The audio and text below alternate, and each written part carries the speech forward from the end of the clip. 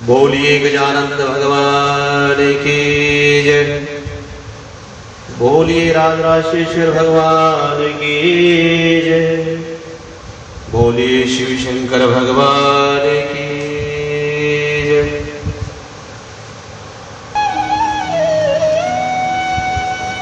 बोलिए शिव महापुराण की जय। बोलिए राजराजेश्वर महादेव की जय।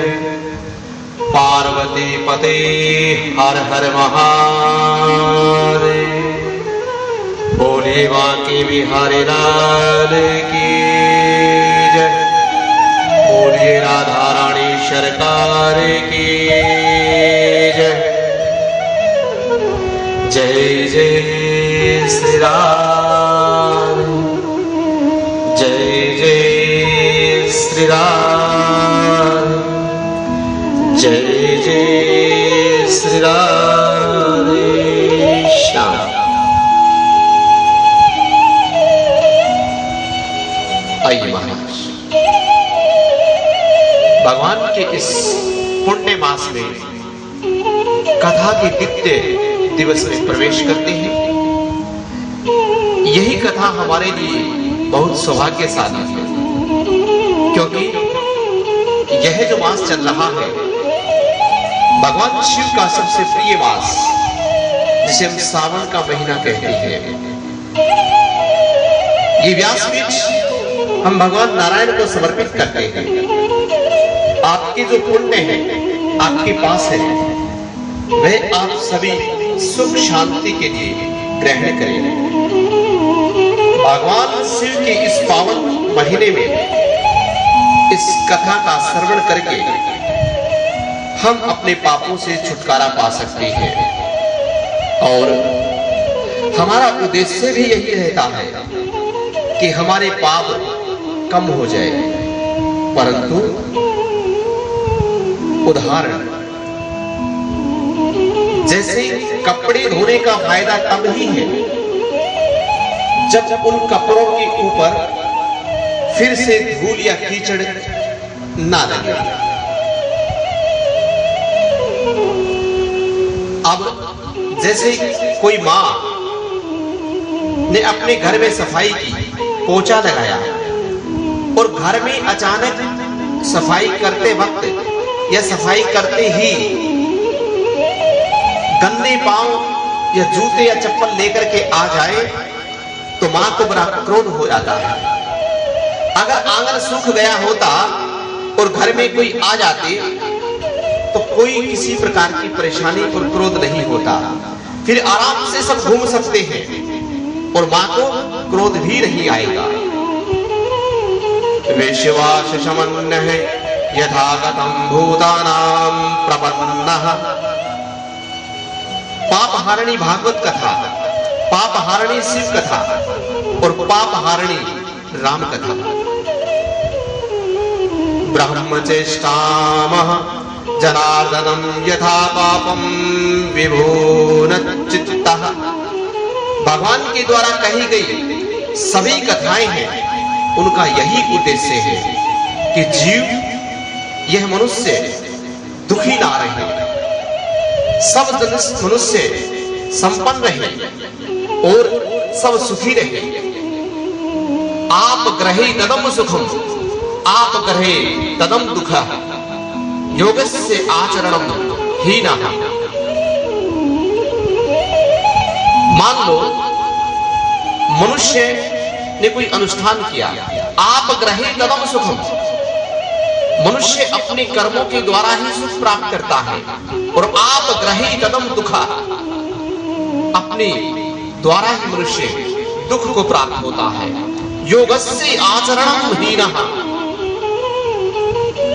मान लो मनुष्य ने कोई अनुष्ठान किया, कोई पूजा पाठ की, हवन यज्ञ करवाया कि हम पाप से मुक्त हो जाएं और हमारी मनोकामना सिद्ध हो, और जैसे ही हवन यज्ञ करके उठे, अब आचार्य जी ने तो मंत्रों उच्चारण के द्वारा हवन संपन्न कराया। उस हवन के माध्यम से आपके पाप धुल भी गई, मनोकामना पूर्ण होने की आहुति भी हो गई। लेकिन जैसे ही आप हवन से उठे, यज्ञ से उठे, और आपने फिर से एक पाप कर दिया। अब जो पहले पाप था वह तो छूट गया, परंतु एक और नए पाप को आपने सृजित कर दिया, अर्थात सृजन कर दिया। एक नई पाप ने और जन्म ले लिया। पाप कैसे हुआ? हमने हवन से उठे, यज्ञ से उठे, आचार्य जी को दक्षिणा देनी है। दक्षिणा के नाम पर आपके मन में बहुत से भेद उत्पन्न हुए। एक घंटा हुआ नहीं कि इनको इतने दक्षिणा देनी पड़ रही है। हो सकता है ये आचार्य हमें लूट रहा हो, या कोई आ गया। हवन यज्ञ के पश्चात फिर से हम वही आचरण करने लगे। आचार्य जी के जाने के बाद घर में कलेश कर दिया। आचार्य जी के जाने के बाद प्रसाद के ऊपर कलेश हो गया। आचार्य जी के जाने के बाद उनके नाम से उनकी चुगली करने लगे। अर्थात हमने एक और नया पाप पैदा कर दिया। इसीलिए सूत जी महाराज कहते हैं, पाप का नाश तो होगा कथा सुनने से, परंतु कैसे?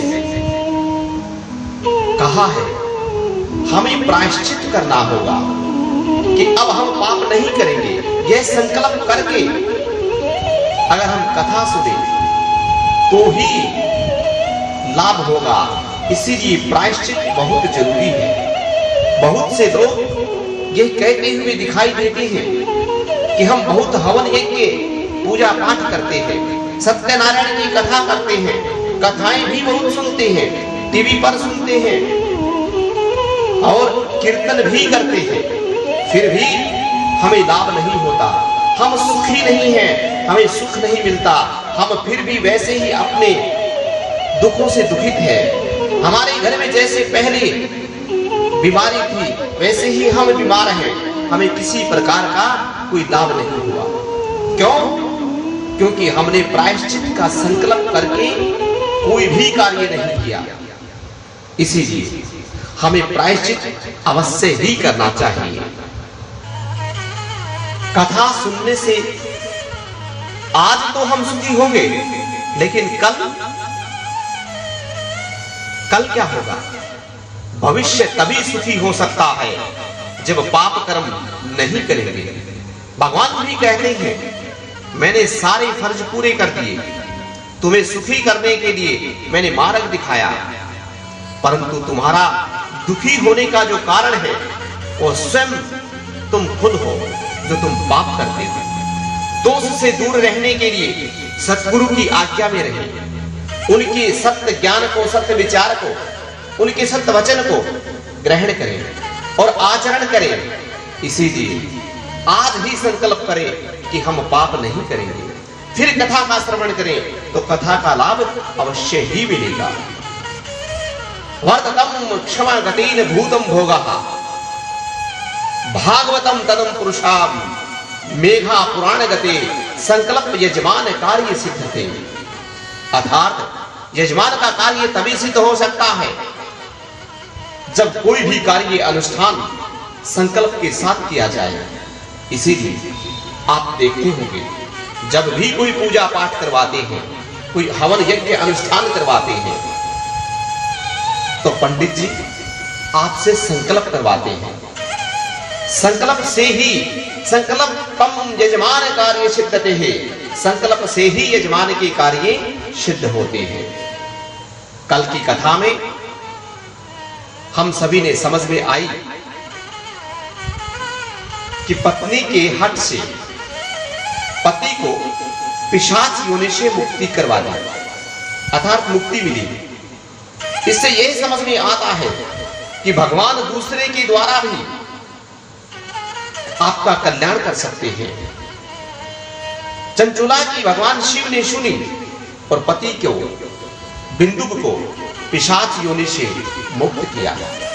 अर्थात आप किसी भी देवस्थान में किसी भक्त के पास जाकर के प्रार्थना करवाते हैं, भगवान से विनती करवाते हैं भगवान से अरदास करवाते हैं तो यह निश्चित है कि आपकी वह अरदास व विनती भगवान स्वीकार करते हैं, लेकिन कब? वो संकल्प के साथ हो, आप में प्रायश्चित की भावना हो, तो आपकी इच्छाएं अवश्य पूर्ण होगी। जीव दुखी क्यों होता है? एक प्रश्न है। क्योंकि जीव भोग में लिप्त है, इसीलिए जीव दुखी है। जो जीव भोग और दुख को भगवान का ही दिया हुआ मानता है, सुख में भी प्रसन्नता और दुख में कोई दुख नहीं, जीव भगवान का अंश है। इसीलिए भगवान दया संतोष स्वरूप, अर्थात भगवान भी संतोषी है, हम भी संतोषी हो। भगवान भी दयावान है, हम भी दयावान हैं। अर्थात भगवान का स्वरूप हम हैं, भगवान का अंश भी हम हैं। भगवान का धर्म, तप, बल, ये सब हम में आए तब हम भगवान के अंश कहलाएंगे। शास्त्र कहते हैं मनुष्य भगवान का ही अंश है। कैसे? भगवान चेतन है, मनुष्य भी चेतन है। भगवान अजन्मा है, हम भी अजन्मे हैं। भगवान अमरणीय है, हम भी अमरणीय हैं। भगवान निर्गुणी है, हम भी निर्गुणी हैं। सिर्फ हमारा शरीर जन्म लेता है, आत्मा अमर और अजर है। इसीलिए यह जीव उस परम पिता परमेश्वर नारायण का ही अंश है। भगवान नर और नारायण में कोई ज्यादा भेद नहीं है, लेकिन कब? जब भगवान के जैसा हम आचरण करें। यथा पिंडम तथा तनो नामः, ये पंचभूत की जो माया है जन्म लेती है, परिवर्तन करती है। अब क्या करती है? कोई मर जाता है तो मर गया, वो जन्म लेता है तो जन्म ले लिया। मरण में दुखी, जन्म में सुखी, यही दुखी का कारण है। आदमी के पास कुछ अच्छा आता है तो उसे बहुत अच्छा लगता है, और जब कोई अच्छी वस्तु चली जाती है, मान लीजिए आपके पास कोई रुमाल है, वह रुमाल आपका खो गया, आपको बुरा लगेगा। मान लीजिए आपके पास कोई चप्पल है टूटी हुई, वह भी सूतली से बंधी हुई चप्पल है, लेकिन कभी अगर वह खो जाए, सूतली से बंधी हुई चप्पल भी अगर कहीं खो जाए, गुम हो जाए, तो गम हो जाता है। क्यों? क्योंकि वह चप्पल हमारे पैरों को सुख प्रदान कर रही है, अर्थात भोग की सामग्री है, हमारे पैरों को सुख दे रही थी, इसीलिए हमें दुख प्राप्त हुआ। अब सूतली की जुड़ी हुई एक चप्पल के इतना दुख हो सकता है, तो हमारे पास कोई अच्छी वस्तु अगर चली जाए तो कितना दुख होगा। यही दुख का कारण है। जब हमारे पास चप्पल नहीं थी तब भी तो हम थे, लेकिन यह ना सोच करके मनुष्य उस खोई हुई चप्पल के दुख में, गम में उसे ढूंढता है 2-4 घंटे, कहीं मुझे मेरी चप्पल मिल जाए। भोगत से व्यापतम, वस्तु गुम होता है तो गम होती है। शकल कृत्य सब भूत सम, भरे अंग के संग। रामचरितमानस में तुलसीदास जी कहते हैं सकल कृत्य सब भूत सम, धरे अंग के संग। तुलसीदास जी कहते हैं महाराज, जो भोग को अपने अंग में लगा लेता है उसे जीवन भर दुख भोगना ही पड़ता है, भोगना ही भोगना है। और जो भोग को सिर्फ व्यवहार समझता है उसे दुख नहीं भोगना पड़ता। ये नहीं, कोई बात नहीं, कुछ मिल गया तो बहुत बढ़िया बात, और कुछ नहीं मिला कोई बात नहीं। कुछ मिल गया बहुत अच्छी बात, कुछ नहीं मिला तो भी बढ़िया बात। इससे आदमी को कभी भी दुख नहीं हो सकता। मिल गया तो सुख खुशी मनाओ, और खो गया तो बहुत दुखी, यही दुख का कारण है। इसीलिए जीव इस पृथ्वी पर अपने ही द्वारा सुख और दुख भोगता है। अब महाराज,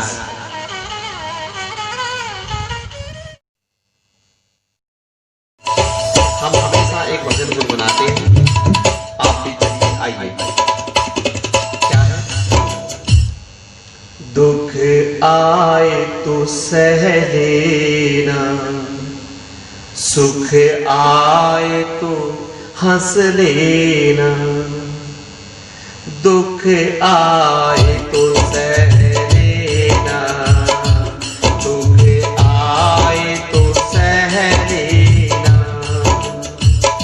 सुख आए तो हंस लेना, दुख आए तो हंस लेना, सुख दुख ही दुनिया आकर के बनाते हैं, सुख दुनिया को आकर के बनाते हैं, सुख आए तो हंस लेना, दुख आए तो सह लेना, सुख आए तो हंस लेना, दुख आए तो सह लेना, सुख दुख ही दुनिया की आकर के बनाते हैं, दुख भी मुझे प्यारे हैं, सुख भी मुझे प्यारे हैं, मैं किसको छोड़ूं दाता, दोनों ही हमारे हैं, मैं किसको छोड़ूं भगवान, दोनों ही हमारे हैं, सुख भी है हमारे हैं, दुख भी हमारे हैं, सुख आए तो हंस लेना, दुख आए तो सह लेना, दुख आए तो हंस लेना, सुख आए तो हंस लेना। अभी महाराज, एक महाभारत में प्रसंग आता है, क्या कि जब भगवान श्री कृष्ण ने पांडवों को राजपाट दिलवा करके धर्मराज युधिष्ठिर को राज गद्दी पे बिठा करके राज तिलक करके जाने लगे, सभी से विदा ली, लेकिन जब मां कुंती ने देखा कि भगवान जा रहे हैं, तो भगवान मां कुंती से कहते, बुआ अब मुझे जाने की आज्ञा प्रदान करें। मां कुंती भगवान के पैरों में गिड़गिड़ाती है कि हे गोविंद, मैं आपको जान चुकी हूं, आप शंभ नारायण हैं, इसीलिए अगर आप मुझ पर प्रसन्न हैं तो आप मुझे वरदान दीजिए।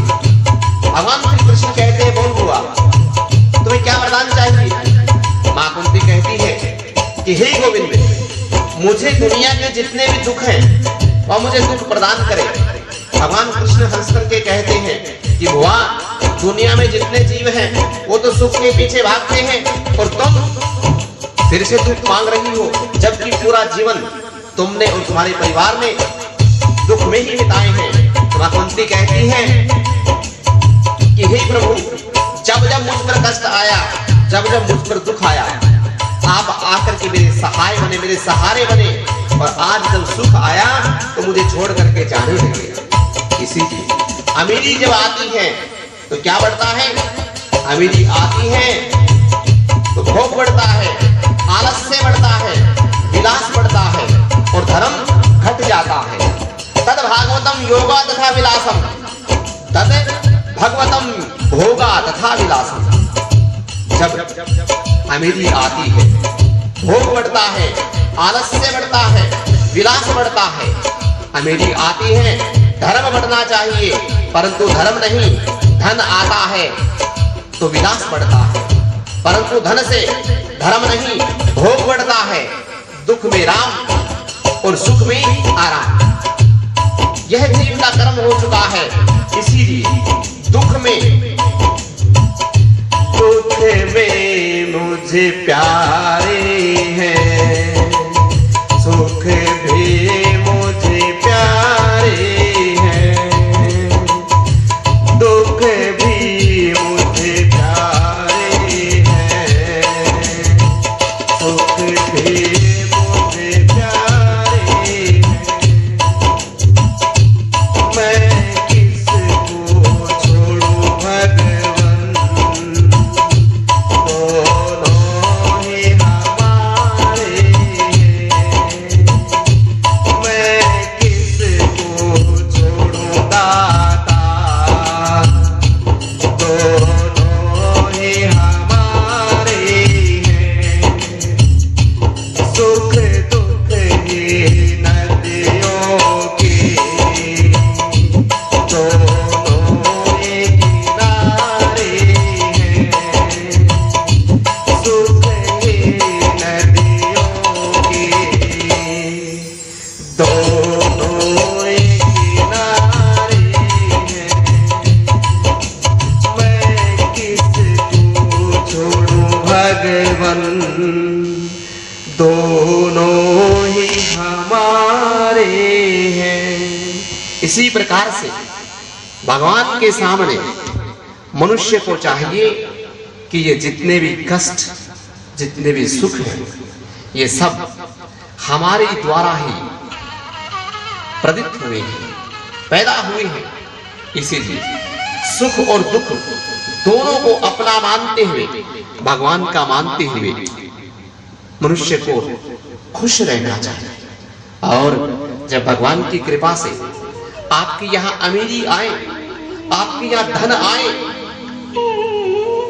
तो धर्म को बढ़ाना चाहिए। लेकिन विडंबना है, जब धर्म आता है तो धर्म नहीं, भोग बढ़ता है। थोड़ा सा पैसा आ गया, मनुष्य अपना सुख सोचता है। कल तक साइकिल पर चलने वाला व्यक्ति गाड़ी में चलने की लालसा बढ़ा लेता है। छोटी सी पंखी से हवा खाने वाला व्यक्ति एसी की लालसा बढ़ा लेता है।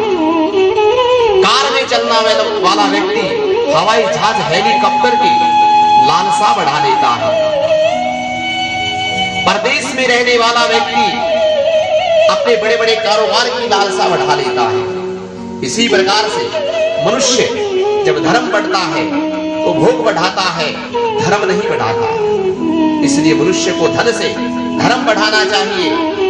भोग विलास भी हो लेकिन धर्म के प्रति हो, धर्म के निमित्त हो। धर्म पहले फिर भोग विलास। इसलिए संतों ने बड़ा सुंदर कहा है, दुख में सुमरन सब करे, सुख में करे ना कोई। जो सुख में सुमरन करे तो दुख काहे को। अर्थात जब दुख आता है तो हम अपने गुरुओं के, ब्राह्मणों के, मंदिरों के, देवस्थानों के चक्कर लगाते हैं, सेवा करते हैं, भगवान का सिमरन करते हैं, पाठ करते हैं। लेकिन जब सुख आ जाता है तो उस भगवान से, उस द्विजों से, उस ब्राह्मणों से, उस देवालयों से मुख मोड़ देते हैं और सुख भोगने में लग जाते हैं। फिर दुख आता है और फिर कहते हैं कि हमें दुख क्यों आया। यह सब मनुष्य का अपना किया हुआ कर्म है। अगर मनुष्य अमीरी में, धन बढ़ने में धर्म को बढ़ाए तो दुख कदाचित नहीं आ सकता। यही इस प्रसंग से हमें ज्ञान मिलता है। आइए महाराज हम आगे की कथा को बढ़ाते हुए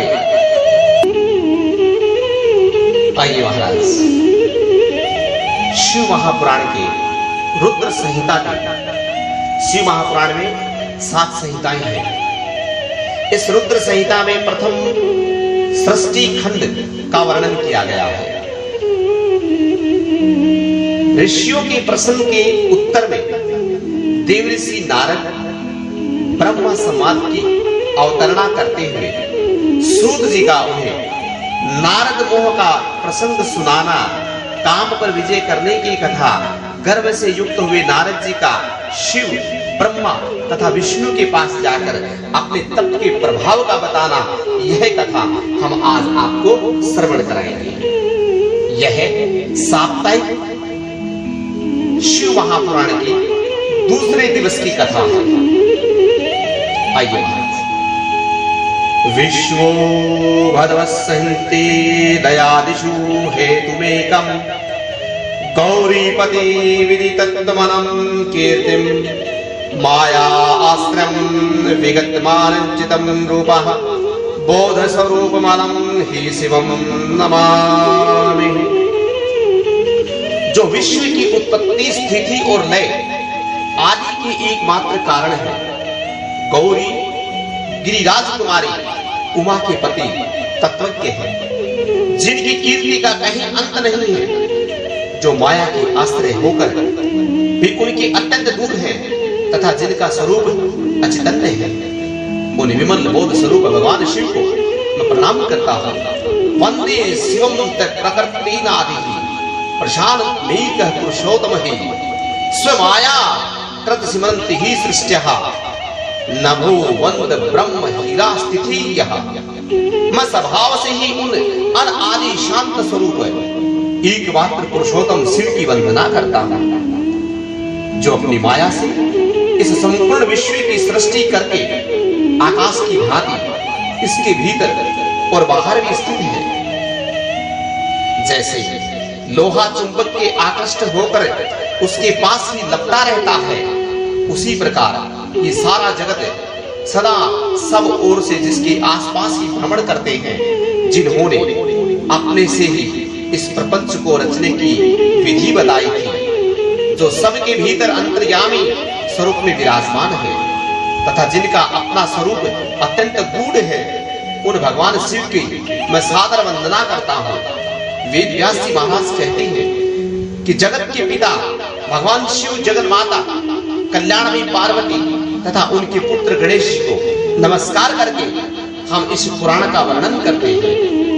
एक समय की बात है, नेमी शारण्य में निवास करने वाले सौनक आदि सभी मुनियों ने उत्तम भक्ति भाव से सूत जी से पूछा कि हे महाभाग सूत जी, विद्वेश्वर संहिता की जो साधन साध्य खंड नाम वाली शुभ एवं उत्तम कथा है, उसे हम लोगों ने आपसे सुन लिया। उसका आदि भाग बहुत ही रमणीय है तथा वह शिव भक्तों पर भगवान शिव का वात्सल्य स्नेह प्रकट करने वाली है। हे भगवान, आप अब भगवान शिव के परम उत्तम स्वरूप का वर्णन कीजिए, साथ ही शिव और पार्वती के दिव्य चरित्रों का पूर्ण रूप से श्रवण करवाइए।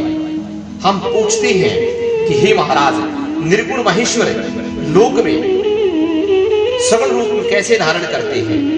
हम सब लोग विचार करने पर भी शिव के तत्व को नहीं समझ पाते। सृष्टि के पहले भगवान शिव किस प्रकार अपने स्वरूप में स्थित होते हैं, फिर सृष्टि के मध्य काल में वे भगवान किस तरह क्रीड़ा करते हैं, संयम व्यवहार बर्ताव करते हैं, और सृष्टि का कल्प का अंत होने पर वे महेश्वर देव किस रूप में स्थित हो जाते हैं। लोक कल्याणकारी शंकर कैसे प्रसन्न होते हैं और प्रसन्न हुए महेश्वर अपने भक्तों तथा दूसरों को कौन सा उत्तम फल प्रदान करते हैं, यह सब आप हमसे कहिए। हमने सुना है कि भगवान शिव शीघ्र प्रसन्न हो जाते हैं, वे महान दयालु हैं, इसीलिए अपने भक्तों का कष्ट कहीं देख नहीं सकते। ब्रह्मा, विष्णु और महेश ये तीन देवता शिव के ही अंग उत्पन्न हैं। उनके प्राकट्य की कथा तथा उनके विशेष चरित्रों का वर्णन कीजिए। हे प्रभु, आप उमा के अभिभार्य के विवाह की भी कथा कहिए। विशेषतः उनके गर्भस्थ धर्म का और अन्य लीलाओं का भी वर्णन कीजिए। हे निष्पाप सूत जी, हमारे प्रश्न के उत्तर में आपको ये सब कथा और दूसरी बातें भी अवश्य कहनी चाहिए। सूत जी महाराज कहती हैं, हे मुनीश्वरों, आप लोगों के मन में यह बात बड़ी उत्तम पूछी है। भगवान सदाशिव की कथा में आप लोगों की जो आंतरिक चेष्टा है, निष्ठा है, इसके लिए आप धन्यवाद के पात्र हैं। हे ब्राह्मणों, भगवान शंकर का गुणानुवाद सात्विक, राजस और तामस ये तीनों ही प्रकृति के मनुष्य को सदा आनंद प्रदान करने वाला है। पशुओं की हिंसा करने वाले निष्ठुर कसाई के सिवा दूसरा कौन पुरुष उन गुणानुवाद को सुनने से उब सकता है? जिनके मन में कोई तृष्णा नहीं है, ऐसे महात्मा पुरुष भगवान शिव के उन गुणों का गान करते हैं, क्योंकि वह गुण वाली संसार रूपी रोग की दवा है। मन तथा कानों को प्रिय लगने वाली और संपूर्ण मनोरथ को देने वाली है।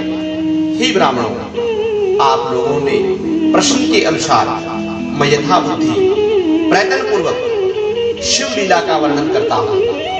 आप आदर पूर्वक होकर सुने। जैसे आप लोग पूछ रहे हैं, उसी प्रकार देवऋषि नारद ने एक समय भगवान शिव रूपी भगवान विष्णु से प्रेरित होकर के अपने पिता से पूछा था। अपने पुत्र नारद का प्रश्न सुन करके शिव भक्त ब्रह्मा जी का चित्त प्रसन्न हो गया और वे उन मुनीश्वर शिरोमणि को हर्ष प्रदान करते हुए प्रेमवर्ष भगवान शिव को यश का गान प्रदान करने लगे। एक समय की बात है,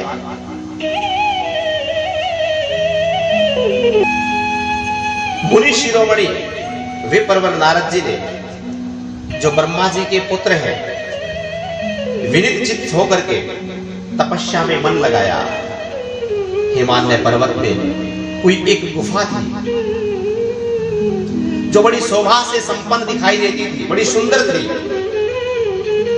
उसके निकट देव नदी गंगा निरंतर वेग पूर्वक बहती थी। वहां एक महान दिव्य आश्रम था जो नाना प्रकार की शोभा से सुशोभित था। दिव्य दृष्टि नारद जी तपस्या करने के लिए उसी आश्रम में चले गए। उस गुफा को देख करके देवऋषि नारद बड़े प्रसन्न हुए और सुदीर्घ काल तक वहां तपस्या करते रहे। उनका अंतकरण शुद्ध था। वे दृढ़ता पूर्वक आसन बांध करके मौन होकर के प्राणायाम पूर्वक समाधि में स्थित हो गए। ही ब्राह्मणों, उन्होंने वे समाधि लगाई जिसमें ब्रह्मा का साक्षात्कार करवाने वाला अहम ब्रह्मास्मि, मैं ब्रह्म हूं, यह कथा हमने पहले आपको सुनाई। यह विज्ञान प्रकट करता है। मुनीश्वर नारद जी जब इस प्रकार तपस्या करने लगे, उसी समय यह समाचार पाकर देवराज इंद्र कांप उठा। मानसिक संताप से विभीन हो गया। ये नारद मुनि मेरा राज्य लेना चाहता है। मन ही मन ऐसा सोच करके इंद्र ने उनकी तपस्या में विघ्न डालने के लिए, भंग करने के लिए चेष्टा करने लगा। उसी समय देवराज इंद्र ने अपने मन में कामदेव का स्मरण किया। स्मरण करते ही कामदेव प्रकट हो गया। महेंद्र ने उन्हें नारद जी की तपस्या भंग करने के लिए आदेश दे डाला। यह आज्ञा पाकर के कामदेव वसंत ऋतु में साथ में लेकर के बड़े वेग से उस स्थान पर चले गए और अपना उपाय सोचने लगे। उन्होंने शीघ्र ही अपनी सारी कलाएं रच डाली। बसंत ने भी मंद मंद होकर के अपना प्रभाव उनके ऊपर डालना प्रारंभ कर दिया। मुनीश्वरों, कामदेव और बसंत के अथक प्रयत्न करने पर भी नारद मुनि के चित्त में विकार उत्पन्न नहीं हुआ। महादेव जी के अनुग्रह से उन दोनों का गर्भ चूर्ण हो चुका था, टूट चुका था। सौनक आदि महर्षियों, ऐसा होने में जो कारण था उसे आदर पूर्वक सुनो। महादेव जी की कृपा से ही नारद मुनि पर कामदेव का कोई प्रभाव नहीं पड़ा। पहले उसी आश्रम में काम शत्रु भगवान शिव ने उत्तम तपस्या की थी। वहीं उन्होंने मुनियों की तपस्या का नाश करने वाले कामदेव को भस्म कर डाला था। उस समय रति ने कामदेव को पुनर्जीवित करने के लिए देवताओं से प्रार्थना की। तब देवताओं ने समस्त लोगों का कल्याण करने वाले भगवान शंकर की याचना की। उनके याचना करने पर वे बोले, हे देवताओं, कुछ समय व्यतीत होने के बाद कामदेव जीवित हो जाएगा, परंतु यहाँ उसका कोई उपाय नहीं चल सकता। अमरगण, यहाँ खड़े होकर के लोग चारों ओर जितनी दूर तक की भूमि नेत्र से देख सकते हैं, वहां तक कामदेव का बाण प्रभाव नहीं चला सकता, इसमें कोई भी संशय नहीं। भगवान शंकर की इस उक्ति से अनुसार उसी समय महादेव ऋषि नारद प्रति कामदेव का निजी प्रभाव मिथ्या सिद्ध हुआ। वे शीघ्र ही स्वर्ग लोक में इंद्र के पास लौट आए। वहां कामदेव ने अपना सारा वृतांत और मुनि का प्रभाव कह सुनाया। तत्पश्चात इंद्र की आज्ञा से बसंत के साथ अपने स्थान को, और यह सब सुनकर के उस समय देवराज इंद्र को बड़ा विस्मय हुआ। उन्होंने देव ऋषि नारद की भूरी भूरी प्रशंसा की, परंतु शिव की माया से मोहित होने के कारण वे उस पूर्व वृत्तांत को स्मरण न कर सके। वास्तव में इस संसार के भीतर सभी प्राणियों के लिए शंभु की माया को जानना अत्यंत कठिन है। जिसने भगवान के चरणों में अपने आप को समर्पित कर दिया, उस भक्त को छोड़कर सारा जगत उनकी माया से मोहित हो सकता है। नारद जी भी भगवान की कृपा से वहां चिरकाल तक तपस्या में लगे रहे। जब उन्होंने अपनी तपस्या को पूर्ण हुई समझा, तब वे मुनि उससे विरत हो गए। कामदेव पर मेरी विजय हुई ऐसा मान करके देव ऋषि नारद मन में व्यर्थ ही गर्व हो गया, घमंड हो गया। भगवान शिव की माया से मोहित होने के कारण उन्हें व्यर्थता बात का ज्ञान नहीं रहा। वे यह नहीं समझ सके कि कामदेव के पराजित होने में भगवान शंकर का ही हाथ है। उस माया से अत्यंत मोहित होकर के मुनीश्वर नारद अपना काम विजय संबंधी वृतांत बताने के लिए तुरंत ही भगवान शंकर के पास कैलाश पर्वत पर गए। उस समय विजय के मध्य में अंधे हो रहे थे। वहां रुद्रदेव को नमस्कार करके गर्व से भरे हुए मुनि ने अपने आप को महात्मा मान करके तथा अपने में प्रभाव से कामदेव पर विजय प्राप्त हुई समझ करके उन्हें सारा वृतांत कह सुनाया। वह सब सुन करके भक्त वत्सल भगवान शंकर को यह सुनाने के बाद में देवर्षि नारद दौड़ करके ब्रह्मा जी के पास गए और ब्रह्मा जी को अपना सारा वृतांत अहंकार वश से सुना दिया।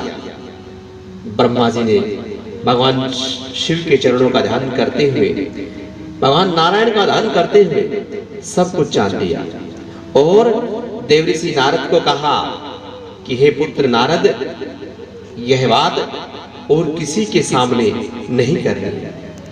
लेकिन नारद जी अहंकार में भरे हुए फिर से भगवान नारायण के बैकुंठ में आ गए। बैकुंठ में आते ही भगवान नारायण ने नारद जी को आते हुए देख करके अपने हृदय से लगाया और पूछा, आसन बैठाया, बैठा करके भगवान शिव का ध्यान करते हुए श्री हरि ने पूछा कि हे तात, तुम कहां से आए हो और यहां किस लिए तुम्हारा आगमन हुआ? हे मुनिश्रेष्ठ, तुम धन्य हो, तुम्हारे शुभागमन से वैकुंठ पवित्र हो गया। भगवान शिव का यह वचन सुन करके गर्व से भरे हुए देवर्षि नारद ने मन में मोहित हुए अहंकार के कारण अपना सारा वृतांत अभिमान के साथ भगवान नारायण को सुना दिया। नारद मुनि का अहंकार युक्त वचन सुन करके मन ही मन भगवान विष्णु ने उनकी काम विजय के यथार्थ कारण को पूर्ण रूप से जान लिया। भगवान नारायण बोले, हे मुनिश्रेष्ठ, तुम धन्य हो, तपस्या के तुम भंडार हो, तुम्हारा हृदय बड़ा उदार है। हे मुनि, जिसके भीतर भक्ति ज्ञान और वैराग्य नहीं होते, उसके मन में समस्त दुखों का देने वाला काम, मोह और क्रोध विकार शीघ्र उत्पन्न हो जाते हैं। तुम तो निष्ठिक ब्रह्मचारी हो। ऐसा बात करके भगवान नारायण की ही माया से मोहित होकर के नारद जी जोर जोर से हंसने लगे।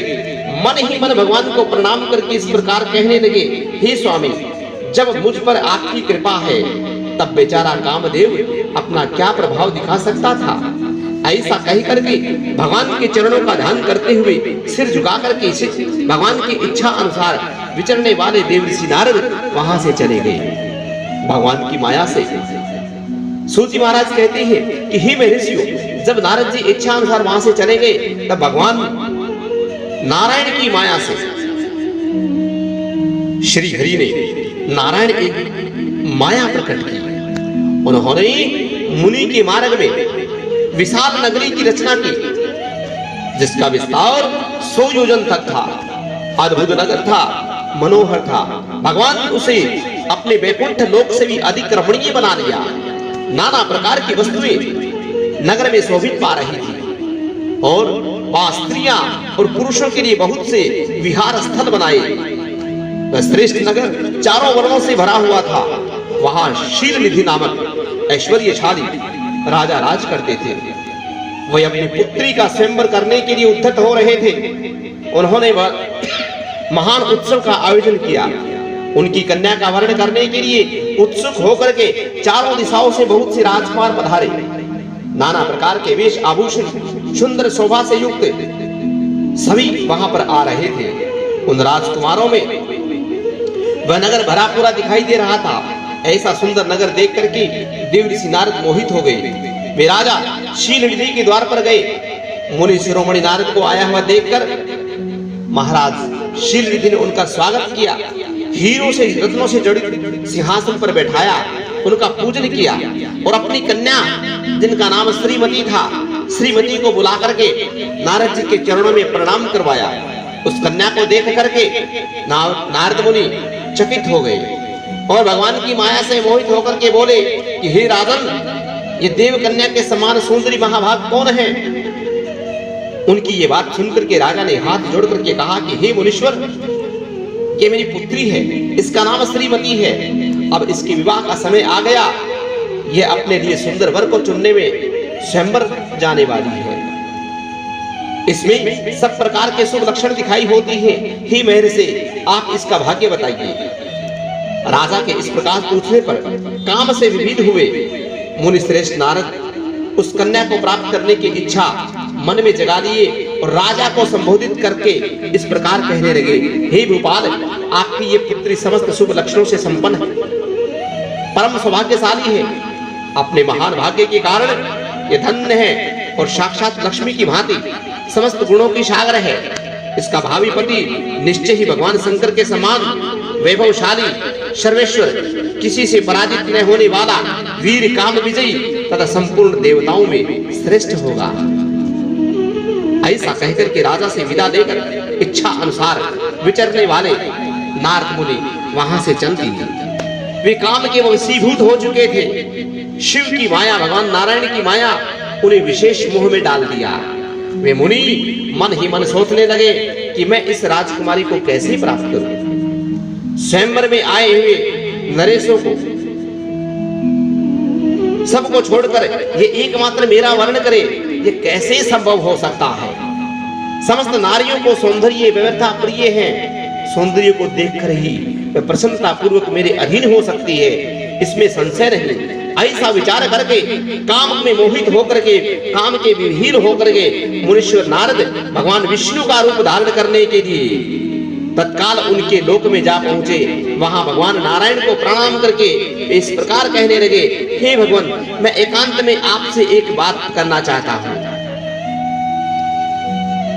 बहुत अच्छा कह करके लक्ष्मीपति नारायण नारद जी को एकांत में ले जाकर बैठे और बोले, हाँ मुनि, अब आप अपनी बात कहिए। तब देवर्षि नारद कहने लगे, भगवान, आपके भक्त जो राजा शील निधि है, वे सदा धर्म पालन में तत्पर रहते हैं। उनकी एक विशाल लोचन कन्या है जो बहुत ही सुंदरी है, उसका नाम श्रीमती है। वह विश्व मोहिनी के रूप में विख्यात है और तीनों लोकों में सबसे अधिक सुंदरी है।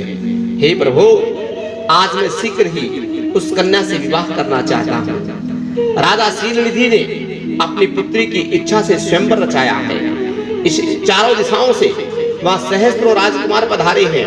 हे नाथ, मैं आपका प्रिय सेवक हूँ, अतः आप मुझे अपने स्वरूप को दे दीजिए, जिससे राजकुमारी श्रीमती निश्चय ही मुझे वर ले। सूत जी महाराज कहते हैं, हे महर्षियों, नारद मुनि की ऐसी बात सुन करके भगवान मधुसूदन हंसने लगे और भगवान शंकर के प्रभाव का अनुभव करके उन दयालु प्रभु ने उन्हें इस प्रकार उत्तर दिया। भगवान कहने लगे, हे मुनि, तुम अपने अभिष्ट स्थान को जाओ, मैं उसी तरह तुम्हारा हित साधन करूंगा, जैसे श्रेष्ठ वेद अत्यंत पीड़ित रोगी का करता है, क्योंकि तुम मुझे सबसे प्रिय हो। ऐसा कहकर के भगवान विष्णु ने नारद मुनि को मुक्त वानर का दे दिया, शेष अंग अपने जैसा स्वरूप दे दिया और वहां से अंतर्ध्यान हो गए। भगवान की पूर्वोक्त बात सुन करके और उनका मनोहर रूप प्राप्त हो गया समझ करके देवऋषि नारद को बड़ा हर्ष हुआ। वे अपने को कृत्य करते मानने लगे। भगवान ने क्या प्रयत्न किया है, इसको वे शीघ्र ही उस स्थान पर जा पहुंचे जहां राजा शीलनिधि के राजकुमारों से भरा हुआ स्वयंवर था, आयोजन किया था। हे विप्रवरो, राजपुत्रों से घिरी हुई वह दिव्य स्वयंवर सभा दूसरी इंद्र सभा के समान सुशोभित हो रही थी। नारद जी उस राज्य सभा में जाकर बैठ गए और वहां बैठ करके प्रसन्न मन से बार बार यही सोचने लगे, मैं भगवान विष्णु के सम्मान रूप धारण किए हुए हूं, अतः वह राजकुमारी अवश्य ही मेरा वर्ण करेगी, दूसरे का नहीं कर सकती। मुनि श्रेष्ठ नारद को यह ज्ञात नहीं था कि मेरा मुंह कितना कुरूप है। उस सभा में बैठे हुए सब मनुष्यों ने मुनि को उनके पूर्व रूप में ही देखा था। राजकुमार आदि कोई भी उनके रूप परिवर्तन के रहस्य को जान ना सका। वहां नारद जी की रक्षा के लिए भगवान रुद्र के दो पार्षद आए, जो ब्राह्मण का रूप धारण करके गूढ़ भाव से वहां बैठे हुए थे। वे ही नारद जी के रूप परिवर्तन के उत्तम भेद को जानते थे। मुनि को काम वेश में मूड हुआ जान करके वे दोनों पार्षद उनके निकट गए और आपस में बातचीत करते हुए उनकी हंसी उड़ाने लगे, परंतु मुनि तो काम के वश में हो चुके थे, अतः उन्होंने उनकी यथार्थ बात को अनसुनी कर दी। मोहित हो गए श्रीमती पर और उनको प्राप्त करने की इच्छा से उनके आगमन की प्रतीक्षा करने लगे। इसी बीच वह सुंदरी राजकुमारी स्त्रियों से घिरी हुई अनंतपुर से आई। उसने अपने हाथ में सोने की एक सुंदर वरमाला दे रखी थी। वह शुभ लक्षणा राजकुमारी स्वयंवर के मध्य में लक्ष्मी के समान खड़ी हुई अपूर्व शोभा पा रही थी। उत्तम व्रत का पालन करने वाली वह भूप कन्या माला हाथ में लेकर के अपने मन को अनुरूप वर का अवशेषण करती हुई सारी सभा में भ्रमण करने लगी। नारद मुनि का भगवान विष्णु के सम्मान शरीर और वानर जैसा मुंह देखकर वे कुपित हो गई और उनकी ओर दृष्टि हटाकर प्रसन्न मन से दूसरी ओर चली गई। राजकुमारी उस सभा के भीतर चुपचाप खड़ी रही। उसने किसी के गले में वैजयंती माला नहीं डाली। इतने में ही राजा के समान वेशभूषा धारण किए हुए भगवान विष्णु वहां पर पहुंच गए। किन्हीं दूसरे लोगों ने उनको नहीं देखा, केवल उस कन्या ने ही दृष्टि पड़ी। भगवान को देखते ही उस परम सुंदरी राजकुमारी का मुख प्रसन्नता से खिल उठा। उसने तत्काल ही उनके कंठ में वह माला पहना दी। राजा का रूप धारण करने वाले भगवान नारायण उस राजकुमारी को साथ लेकर के तुरंत अदृश्य हो गए और अपने धाम में जा पहुंचे। उधर सब राजकुमार श्रीमती की ओर से निराश हो गए। नारद मुनि को काम वेदना से आतुर हो रहे थे, इसीलिए वे अत्यंत विभीर हो उठे। तब वे दोनों विप्र रूपधारी ज्ञान विशारद रुद्रगण काम विभीर नारद जी से ऋषि क्षण बोले कि हे नारद, हे मुनि, तुम व्यर्थ ही काम के मोहित हो रहे हो और सौंदर्य से बल में राजकुमारी को पाना चाहते हो, अपना वानर के समान घृणित मुंह तो देख लो। सूत जी महाराज कहते हैं, हे महर्षियों, उन रुद्र गणों का यह वचन सुनकर के नारद जी को बड़ा विस्मय हुआ। वे शिव की माया से मोहित थे, भगवान नारायण की माया से मोहित थे। उन्होंने दर्पण में अपना मुंह देखा, वानर के समान अपना मुंह देखा, तुरंत ही क्रोध में जल उठे और माया से मोहित होने के कारण उन दोनों शिव गणों को वहां श्राप देते हुए बोले, अरे तुम दोनों ने मुझ ब्राह्मण का उपहास किया है, अतः तुम ब्राह्मण के वीर्य से उत्पन्न राक्षस हो जाओ। ब्राह्मण की संतान होने पर भी तुम्हारे आकार राक्षसों के समान होंगे। इसी प्रकार अपने ये श्राप सुनकर के वे दोनों ज्ञानी शिरोमणि शिवगण मुनि को मोहित जान करके कुछ नहीं बोले। ब्राह्मणों वे सदा सब घटनाओं में भगवान शिव की ही इच्छा मानते थे, अतः उदार विशान भाव से अपने स्थान को चले गए और भगवान शिव की स्तुति करने लगे। सूत जी महाराज कहते हैं, हे महर्षि, माया मोहित नारद मुनि उन दोनों शिव गणों को यथोचित श्राप देकर भगवान शिव की इच्छावश भगवान माया की नारायण की माया से मोहिंद्र आग में जाग न सके। वे भगवान विष्णु के किए हुए कपाट के याद करके मन में दुस्साहस क्रोध लिए हुए कि भगवान ने मेरे साथ कपट किया है, विष्णु लोक को चले गए और समीधा पाकर के प्रज्वलित हुए अग्निदेव की भांति क्रोध में जलते हुए बोले। उनका ज्ञान नष्ट हो गया था, इसलिए वे दुर्वचन पूर्ण व्यंग्य करने लगे। नारद जी एक तो काम के वश में, दूसरा उनका जो ज्ञान है नष्ट हो चुका था। अक्षर ऐसा ही होता है, जिस व्यक्ति का काम बहुत ज्यादा जागृत हो जाए, विहीन हो जाए, उसका ज्ञान भ्रष्ट हो जाता है। इसीलिए नारद जी का ज्ञान भ्रष्ट हुआ और भगवान नारायण से कहने लगे, हे हरे, तुम बड़े दुष्ट हो, बड़े कपटी हो और समस्त विश्व को मोह में डाल रहते हो। दूसरों का उत्साह या उत्सृत तुमसे सहा नहीं जाता। तुम मायावी हो, तुम्हारा अंतकरण मेला है। पूर्व काल में तुम्ही ने मोहनी रूप धारण करके कपट किया, असुरों को वारुणी मदिरा पिलाई, उन्हें अमृत नहीं पीने दिया। छल कपट में ही अनुराग रखने वाले हरे, यदि महेंद्र रुद्र दया करके विष न पी लेते, यदि महेश्वर रुद्र दया करके जहर न और विष न पी लेते, तो तुम्हारी सारी माया उसी दिन समाप्त हो जाती। विष्णुदेव, कपटपूर्ण चाल तुम्हें अधिक प्रिय है, तुम्हारा स्वभाव अच्छा नहीं है, तो भी भगवान शंकर ने तुम्हें स्वतंत्र बना दिया। तुम्हारी इस चाल ढाल को समझकर अब वे भगवान शिव भी पश्चाताप करते होंगे। अपनी वाणी रूप वेद की प्रमाणिकता स्थापित करने वाले महादेव जी ने ब्राह्मण को सर्वोपरि बताया है।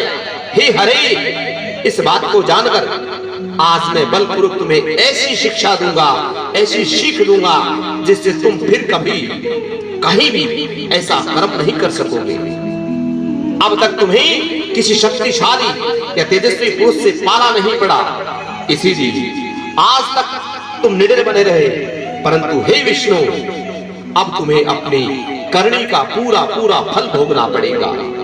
भगवान विष्णु से ऐसा कहकर के भगवान की माया से मोहित नारद मुनि अपने ब्रह्म तेज का प्रदर्शन करते हुए क्रोध में खिन्न हो उठे और श्राप देते हुए बोले, हे विष्णु, तुमने स्त्री के लिए मुझे व्याकुल किया है। तुम इसी तरह सबको मुंह में डालते रहते हो या कपटपूर्ण व्यवहार करते ही रहते हो। तुमने जिस स्वरूप में मुझे संयुक्त किया था, उसी स्वरूप में तुम मनुष्य हो जाओ और स्त्री के वियोग का दुख भोगो। तुमने जिन वानरों के सम्मान मेरा मुंह बनाया, वे ही उस समय तुम्हारे सहायक होंगे। तुम दूसरों को स्त्री का विरह का दुख देने वाले हो, अतः स्वयं भी तुम्हें स्त्री से वियोग का दुख प्राप्त होगा। अज्ञान से मोहित मनुष्य के समान तुम्हारी स्थिति हो जाए। अज्ञान से मोहित हुए नारद जी ने मोहवश में भगवान श्री हरि नारायण को जब इस तरह श्राप दिया, तब उन्होंने शंभु की माया की प्रशंसा करते हुए उस श्राप को स्वीकार कर लिया। तदंतर महालीला करने वाले भगवान ने अपनी उस विश्व मोही माया को, जिसके कारण ज्ञानी नारद मुनि भी मोहित हो गए, खींच लिया, उस माया के तरोहित हो गए। नारद जी पूर्ववत शुद्ध बुद्धि से युक्त हो गए, उन्हें पूर्ववर्त ज्ञान प्राप्त हो गया और उनकी सारी व्याकुलता खत्म होती। इससे उनके मन में बड़ा दुख प्रकट हुआ। वे अधिकाधिक पश्चाताप करते हुए बारंबार अपनी निंदा करने लगे। उसी समय उन्होंने ज्ञानी को भी मोह में डालने वाले भगवान की माया की सराहना की। तदंतर यह जानकर कि माया के कारण ही मैं भ्रम में पड़ गया था, यह सब कुछ मेरा माया जनित भ्रम ही था, वैष्णव शिरोमणि नारद जी भी भगवान विष्णु के चरणों में गिर पड़े। भगवान श्री हरि ने उन्हें उठाकर खड़ा कर दिया।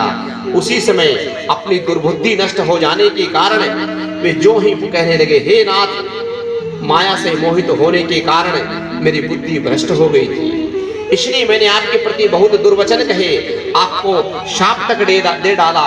हे प्रभु, उस श्राप को आप मिथ्या न करिए। हाय, मैंने बहुत बड़ा पाप कर दिया, अब मैं निश्चय ही नरक में पड़ूंगा। हे हरि नारायण, मैं आपका दास हूँ, बताइए मैं क्या करूं, कौन सा प्रायश्चित करूं जिससे मेरा पाप समूह छूट जाए और मुझे नरक में ना गिरना पड़े। ऐसा कह करके शुद्ध बुद्धि वाले मुनि शिरोमणि नारद जी पुनः भक्ति भाव से भगवान विष्णु के चरणों में गिर पड़े। उसी समय उन्हें बड़ा पश्चाताप हो रहा था। तब भगवान विष्णु ने उन्हें उठा करके मधुर वाणी में कहा, हे तात, खेद ना करो, तुम मेरे श्रेष्ठ भक्त हो, इसमें कोई भी संशय नहीं। मैं तुम्हें एक बात बताता हूँ, सुनो, उससे निश्चय ही तुम्हारा परम हित होगा, तुम्हें नरक में नहीं जाना पड़ेगा, भगवान शिव तुम्हारा कल्याण करेंगे। तुमने माया के मद में मोहित होकर के जो भगवान शिव की बात नहीं मानी थी, उसकी अवहेलना की थी, उसी अपराध का भगवान शिव ने तुम्हें ऐसा फल दिया है, क्योंकि वे ही कर्म फल के दाता हैं। तुम अपने मन में ये दृढ़ निश्चय कर लो कि भगवान शिव की इच्छा से ही यह सब कुछ हुआ है। सबके स्वामी परमेश्वर हैं और गर्व को दूर करने वाले हैं, वे ही परब्रह्म परमात्मा हैं, उन्हीं का सच्चिदानंद स्वरूप से बोध होता है, उन्हीं का वे निर्गुण निर्वंकार है। सत्व रज और तम, ये तीनों गुण उन परमेश्वर में परे हैं।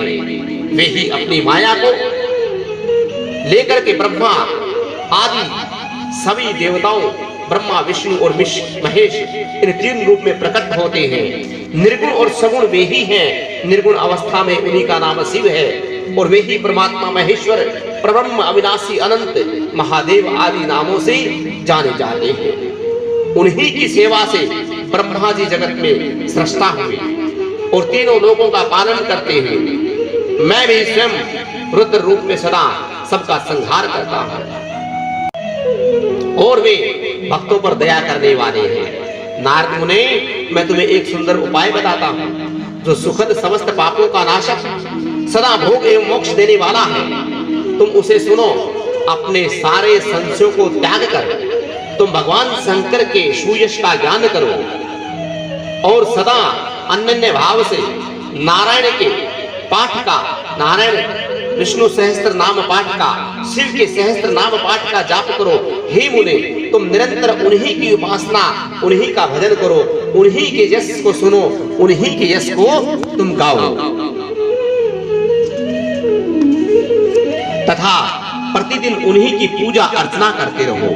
नारद जी, जो शरीर, मन और वाणी के द्वारा भगवान की उपासना करता है, उसे पंडित के ज्ञानी जानना चाहिए, वह जीवन मुक्त कहलाता है।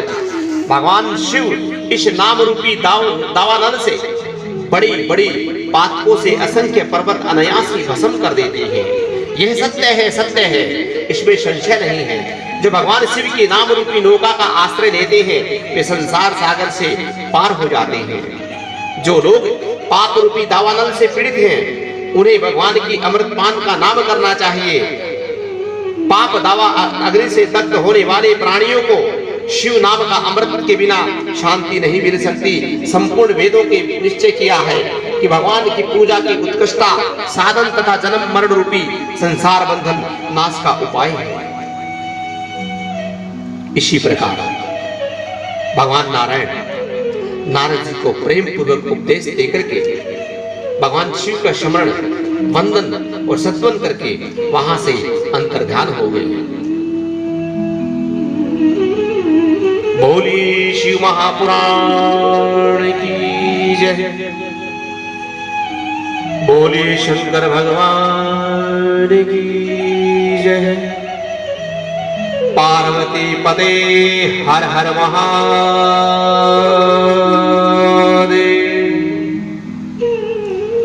बोली लक्ष्मी नारायण भगवान की जय। जय श्री राम, जय जय श्री राम, जय जय श्री राम। श्याम।